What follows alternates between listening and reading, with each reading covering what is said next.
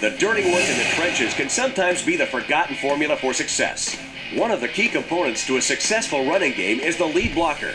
Throwing the right block at the right time can be the deciding factor in whether or not a play is successful. Lead blocking control in Madden NFL 07 gives you the ability to control the blocker and do the dirty work for yourself. In order to lead block on a play, you must first choose the player that you want to block with before the ball is snapped. Press the circle button to switch through the players until you've selected the player that you would like to use. You'll notice that the screen zooms in to focus on the player that you'll be controlling. Once you have your blocker selected, press the X button to snap the ball. Notice that the camera focuses on your player and you have total control of the blocker. The ball carrier will be controlled by the CPU and will attempt to follow you until a hole opens up. At any time, you can switch to controlling the ball carrier by pressing the circle button and run the ball yourself.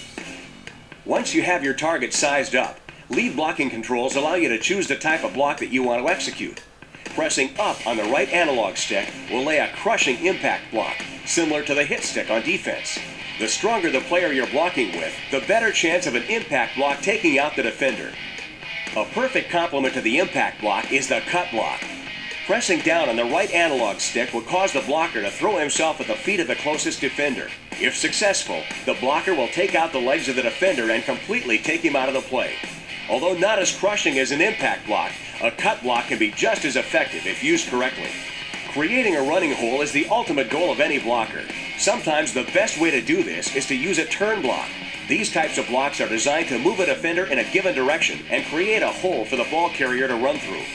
Press the L2 button to turn a defender left and the R2 button to turn a defender to the right. Turn blocks work well when playing as an offensive lineman and trying to create a run hole. Desperate times call for desperate measures, which is why if you ever find yourself beat, you might want to consider just reaching out and grabbing. Definitely not the recommended way to do things, but as a last resort, holding isn't always a bad thing.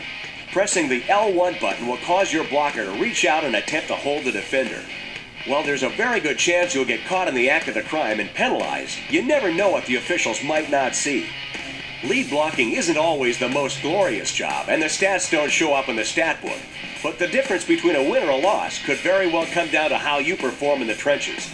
Knowing how and when to use the right types of blocks is going to be key to a strong running game.